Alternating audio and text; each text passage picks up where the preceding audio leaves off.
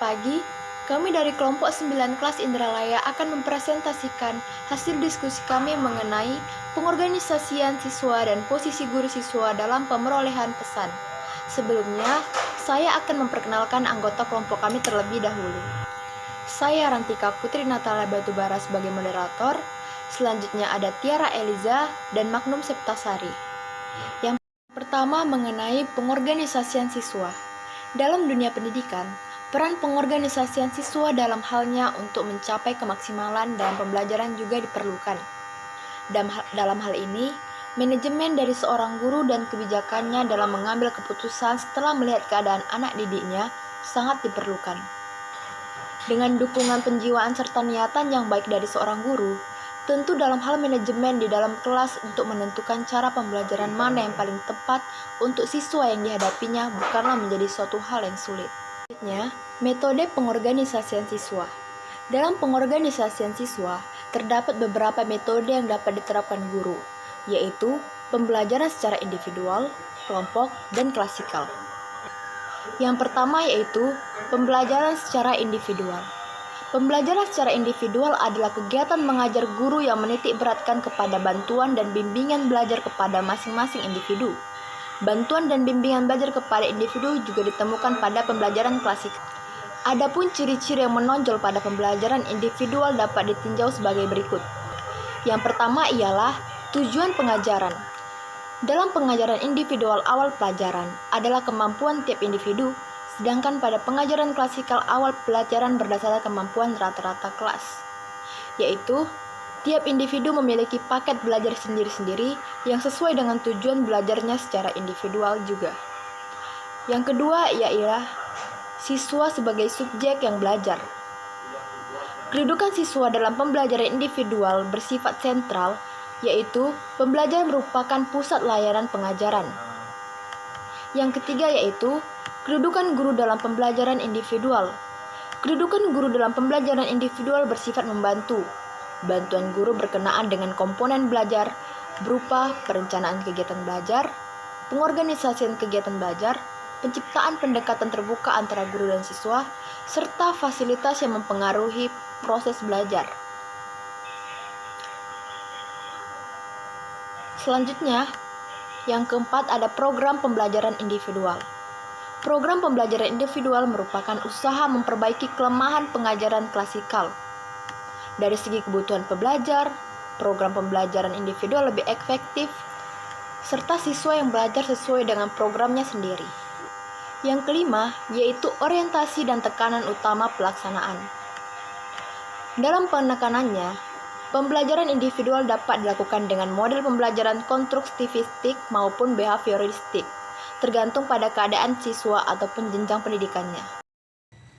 Baiklah, saya Tiara Eliza akan menjelaskan materi selanjutnya. Materi yang kedua yaitu pembelajaran kelompok. Pembelajaran kelompok dapat didefinisikan sebagai salah satu strategi pembelajaran yang menuntut adanya kerjasama siswa dalam suatu kelompok, dengan mengembangkan kemampuan tiap individu serta memanfaatkan berbagai faktor internal dan eksternal untuk memecahkan masalah tertentu, sehingga tujuan pembelajaran dapat tercapai bersama. Dalam pembelajaran kelompok kecil, guru memberikan bantuan atau bimbingan kepada tiap anggota kelompok lebih intensif. Hal ini dapat terjadi sebab hubungan antara guru dan siswa lebih sehat dan akrab. Siswa memperoleh bantuan kesempatan sesuai dengan kebutuhan, kemampuan, dan minat. Siswa dilibatkan dalam penentuan tujuan belajar, cara belajar, dan kriteria keberhasilan. Tujuan pengajaran pada kelompok kecil yaitu memberikan kesempatan kepada setiap siswa untuk mengembangkan kemampuan, memecahkan masalah secara rasional, selanjutnya mengembangkan sikap sosial dan sikap bergotong royong dalam kehidupan, mendinamiskan kegiatan kelompok dalam belajar, mengembangkan kemampuan kepemimpinan pada setiap anggota.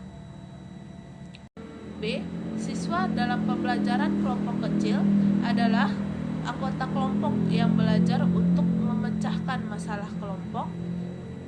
Kelompok kecil merupakan satuan kerja yang kompak. Ciri-ciri kelompok kecil yang menonjol adalah sebagai berikut. yaitu 1. Tiap siswa merasa sadar diri sebagai anggota kelompok. 2. Tiap siswa merasa diri memiliki tujuan bersama, yaitu tujuan kelompok. 3.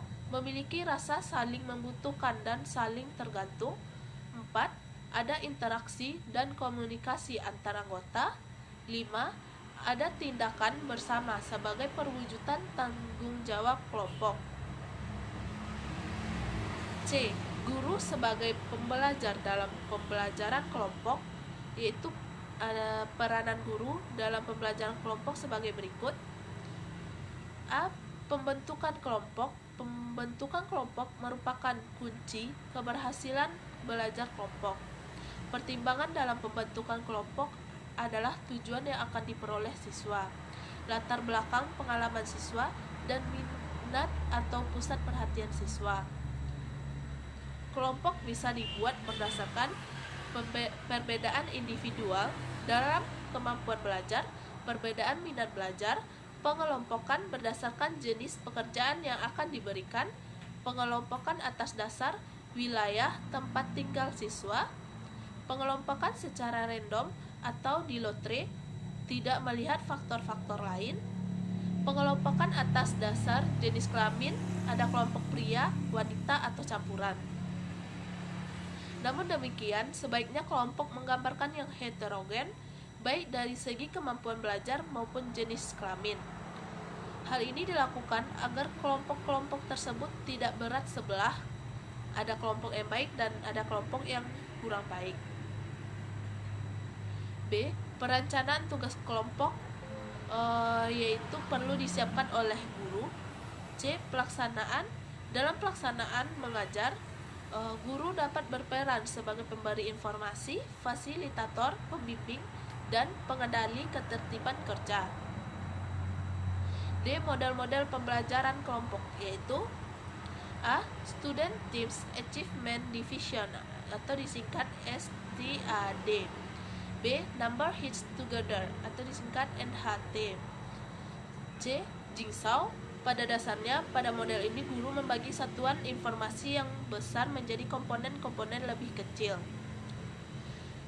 Selanjutnya, evaluasi hasil belajar kelompok. Pengukuran terhadap proses dan hasil belajar kelompok dilakukan secara objektif, sehingga hasil penilaian tidak diambil sama rata untuk semua anggota kelompok. Oleh karena itu, penilaian perlu dilakukan kepada setiap anggota kelompok. Penilaian secara subjektif dilakukan dengan menggunakan catatan penampilan kerja untuk setiap anggota kelompok yang dicatat di dalam daftar penilaian. Penilaian yang dilakukan secara objektif adalah checklist, tanya jawab, penilaian produk, tes kinerja. F. Keuntungan dan kelemahan belajar kelompok. Keuntungannya yaitu 1. Melalui pembelajaran kelompok, siswa tidak selalu tergantung kepada guru. 2. Melatih kemampuan komunikasi siswa dengan cara mengembangkan kemampuan mengungkapkan ide atau gagasan. 3. Membantu siswa untuk respek kepada orang lain. 4. Dapat meningkatkan prestasi akademik siswa. 5. Meningkatkan motivasi dan rangsangan untuk berpikir. Selanjutnya yaitu kelemahan belajar kelompok. 1. Pembelajaran kelompok membatasi siswa yang berkemampuan tinggi dalam waktu belajar. 2. Dibandingkan dengan pengajaran langsung dari guru, bisa terjadi apa yang seharusnya dipelajari dan dipahami tidak pernah dicapai oleh siswa. 3. Penilaian yang diberikan berdasarkan hasil kerja kelompok. Materi selanjutnya yaitu pembelajaran klasikal. Model pembelajaran klasikal juga disebut juga dengan kegiatan memberikan informasi dengan kata-kata. Pembelajaran secara klasikal ini berarti bahwa seseorang guru melakukan dua kegiatan sekaligus, yaitu mengelola kelas dan mengelola pembelajaran. Ciri-ciri menonjol pada pembelajaran klasikal ini yaitu A. Bertujuan mengefisiensi proses pembelajaran. B. Siswa sebagai individu yang belajar di dalam kelas yang telah dikondisikan sesuai keinginan guru. C. Kedudukan guru bersifat sentral. Guru melakukan dua kegiatan sekaligus, yaitu melakukan pengelolaan kelas dan pengelolaan pembelajaran. Peran guru pada pembelajaran individu dan pembelajaran kelompok kecil juga berlaku pada pembelajaran klasikal. D. Peningkatan kemampuan individu siswa sebagai bagian dari kelas. E. Orientasi dan tekanan utama pelaksanaan pembelajaran pada peningkatan kemampuan dan keterampilan seluruh kelas. A. Metode dalam pembelajaran klasikal yaitu 1. Metode ceramah, 2. Metode tanya jawab, 3. Teknik dalam pembelajaran klasikal. Urutan dalam pembelajaran klasikal yaitu A. Guru menjelaskan definisi, B. Membuktikan rumus, C. Memberi contoh, D. Memberi soal latihan. B. Pendekatan dalam pembelajaran klasikal. Pendekatan pembelajaran yang digunakan dalam pembelajaran klasikal biasanya menggunakan pendekatan spiral. Pendekatan spiral adalah pendekatan yang dipakai untuk mengajarkan konsep. Selanjutnya dikatakan bahwa pendekatan spiral materi tidak diajarkan dari awal sampai selesai dalam sebuah selang waktu, tetapi diberikan dalam beberapa selang waktu yang terpisah-pisah. C. Kelebihan dan kelemahan pembelajaran klasikal. Kelebihannya yaitu 1. Guru mudah menguasai kelas, 2. Mudah mengorganisasikan tempat duduk atau kelas, 3. Dapat diikuti oleh jumlah siswa yang besar, 4. Mudah mempersiapkan dan melaksanakannya, 5. Guru mudah menerangkan pelajaran dengan baik, 6. Lebih ekonomis dalam hal waktu, 7. Memberi kesempatan kepada guru untuk menggunakan pengalaman, pengetahuan, dan kearifan. Selanjutnya, dapat menggunakan bahan pelajaran yang luas, membantu siswa untuk mendengar secara akurat, kritis, dan penuh perhatian. Selanjutnya, jika digunakan dengan tepat, maka akan dapat menstimulasikan dan meningkatkan keinginan belajar siswa dalam bidang akademik.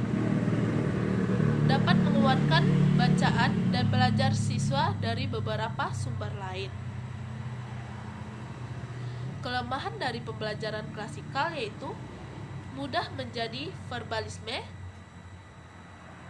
Selanjutnya yang visual menjadi rugi dan yang auditif mendengarkan yang benar-benar menerimanya. Bila selalu digunakan dan terlalu digunakan dapat membuat bosan. Keberhasilan metode ini sangat bergantung pada siapa yang menggunakannya. Cenderung membuat siswa pasif. Baiklah, sebelumnya perkenalkan, nama saya Magnum Septasari. Selanjutnya saya akan menjelaskan materi berikutnya, yakni posisi guru dalam pengolahan pesan. Dalam kegiatan belajar mengajar, guru berusaha agar pesan atau materi pelajaran yang mencakup pengetahuan, sikap, dan keterampilan dapat dikuasai oleh siswa dengan baik. Nah, cara yang ditempuh hendaklah dititik beratkan kepada apa yang harus dilakukan oleh siswa, sehingga siswa memperoleh pengalaman langsung dalam kegiatan pembelajaran. Siswalah yang melakukan kegiatan belajar atau sebagai subjek belajar, sementara guru adalah sebagai fasilitator dan motivator. Pesan tersebut berupa pengetahuan, wawasan, atau keterampilan tertentu. Nah, penyampaian pesan oleh guru ini berupa yang pertama, strategi ekspositori, yakni kegiatan mengajar yang terpusat pada guru. Dalam hal ini guru aktif menyampaikan pesan. Tujuan utamanya adalah memindahkan pengetahuan, keterampilan, dan nilai-nilai tertentu kepada siswa. Nah, yang kedua, strategi inquiry. Nah, dalam strategi ini pengajaran yang mengharuskan siswa mengolah pesan sehingga memperoleh pengetahuan, keterampilan, dan nilai-nilai. Dalam model ini, siswa dirancang untuk terlibat dalam proses pengajaran. Nah, adapun tujuannya adalah mengembangkan keterampilan intelektual, berpikir kritis, dan pemecahan masalah. Kemudian, proses pengolahan pesan dalam belajar mengajar. Guru menempati posisi sebagai penyampai pesan dan murid sebagai Penerima pesan. Menurut Wahyu 2011, ada dua macam pengolahan pesan, yakni pengolahan pesan secara deduktif dan induktif. Yang pertama, pengolahan pesan secara deduktif, yakni dilakukan dengan langkah-langkah sebagai berikut. 1. Pendahuluan pembelajaran. 2. Penyajian generalisasi dan konsep. Dalam hal ini, siswa berperan memahami generalisasi tersebut dan konsep. Nah, yang ketiga, pengumpulan data yang mendukung generalisasi tersebut. Guru meminta siswa mengumpulkan data dengan sebanyak-banyaknya dan menguji kesahan data. Yang keempat, analisis data dan verifikasi generalisasi. Guru meminta siswa menganalisis data yang terkumpul dan menguji kembali generalisasi. Bila perlu, siswa dapat mengumpulkan data lagi agar verifikasi generalisasi lebih meyakinkan. 5. Aplikasi generalisasi pada data yang terkumpul. 6. Evaluasi tentang pengolahan pesan, pemerolehan pengetahuan atau pengalaman tersebut. Dan yang kedua, pengolahan pesan secara induktif dapat dilakukan dengan langkah-langkah sebagai berikut. 1. Pendahuluan pembelajar. 2. Pengumpulan data. Guru meminta siswa mengumpulkan data sehubungan dengan topik yang dipelajari. Sebaiknya guru telah mempersiapkan lembaran kerja. Dalam pembuatan lembaran kerja, sebaiknya siswa juga diajak serta. Pekerjaan pengumpulan data dapat dilakukan beberapa tahap sesuai dengan masalah yang dipelajari. Yang ketiga, analisis data. Guru meminta siswa untuk mempelajari data, menggolong-golongkan, membandingkan, menguji kebenaran data, dan menyimpulkan sementara. Yang keempat, perumusan dan pengujian hipotesis. Hipotesis tersebut disusun berdasarkan teori yang ada atau prinsip-prinsip yang benar. Data yang ditemukan dapat digunakan untuk uji hipotesis. Nah, hipotesis dapat ditolak atau diterima. Yang kelima, pengaplikasian generalisasi. Pada tahap ini, guru meminta siswa untuk menerapkan generalisasi pada data lain. Yang keenam, evaluasi hasil dan proses belajar. Guru memberi nilai dan proses pemerolehan, pengolahan, analisis, penarikan generalisasi, rumusan generalisasi, dan uji hipotesis. Nah, itulah materi yang dapat kelompok kami sajikan. Kepada teman-teman, jika ada yang kurang jelas atau ada hal yang lain ingin disampaikan, dapat langsung menanyakannya pada sesi tanya jawab yang akan dilaksanakan pada forum e-learning. Saya ucapkan terima kasih.